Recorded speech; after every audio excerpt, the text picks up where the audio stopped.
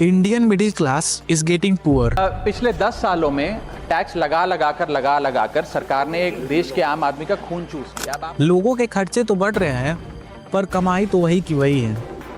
पहले 30% सैलरी पे टैक्स दो, फिर हर छोटी चीज पे जैसे पानी बिजली पे 18 से 20% टैक्स दो। आप 10 रुपए कमाते हैं, उसमें से 3-3.5 रुपए आप इनकम टैक्स के माध्यम से दे देते हैं, 2 रुपए 2.5 रुपए जीएसटी आपका चूस लेता है, 1.5-2 रुपए आपका कैपिटल गेन टैक्स लगता है, सेस सरचार्जेस 1-1.5 रुपए के लग जाते हैं, तो मात्र 10 रुपए में से 7-8 रुपए तो सरकार के खजाने में चला जाता है। तो आम इंसान को मिलता क्या है, आम आदमी को मिलता क्या है? प्याज और टमाटर की कीमत 120 रुपए किलो हो चुकी है और खाने पीने की चीज महंगी होती जा रही है। और बदले में क्या मिलता है? खराब हवा, गंदा पानी जो पीने के लायक नहीं है, मिलावटी सामान जिससे हमारा लाइफ स्पैन भी कम हो रहा है। यही नहीं, हॉस्पिटल का बिल भी 8 से 10% बढ़ गया है।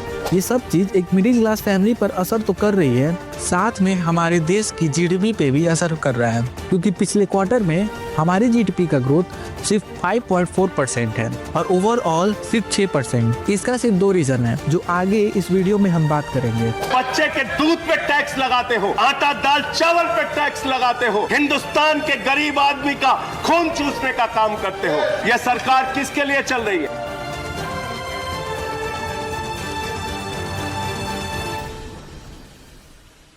आज एक $1 85 रुपए से ज्यादा हो चुका है और ये बढ़ता ही जा रहा है और शायद जल्द ही सेंचुरी पूरी कर ले।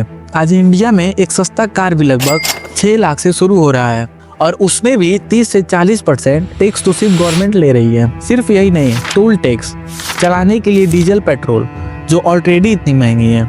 सरकार की डेटा के हिसाब से ओवरऑल इन्फ्लेशन 6.2% है, जो कि आरबीआई के 4 से 6% वाली लिमिट को रीच कर रही है। पर ये मैनेज तो हो सकता है, लेकिन जो हमारी सबसे ज़्यादा ज़रूरत की चीज़ है जैसे सब्जी, दाल, तेल, जो अमीर से लेके गरीब तक यूज़ कर रहे हैं, ये सब महंगे होते जा रहे हैं। गवर्नमेंट के डेटा के हिसाब से ओवरऑल रिटेल इन्फ्लेशन 6.2% है, लेकिन जो फूड इन्फ्लेशन है वो 11% तक बढ़ गया है। इस क्वार्टर इंडिया की ग्रोथ कम थी। इसका दूसरा रीज़न है इलेक्शन, क्योंकि इलेक्शन की वजह से गवर्नमेंट कोई पैसा इन्वेस्ट या खर्च नहीं कर सकती थी और आने वाले 2 क्वार्टर में ये ग्रो हो जाएंगी, लेकिन ये ग्रोथ इतनी ज़्यादा भी नहीं होंगी कि 8% के ऊपर चली जाए। अदर डेवलपिंग कंट्री के लिए 6 से 7% ग्रोथ बुरा नहीं है, पर इंडिया के लिए काफ़ी कम है, क्योंकि पीएम मोदी का सपना हमारा देश विकसित भारत बन जाए 2047 तक ये सपना ही रह जाएगा। I think even if we grow at 7%, we will do reasonably well.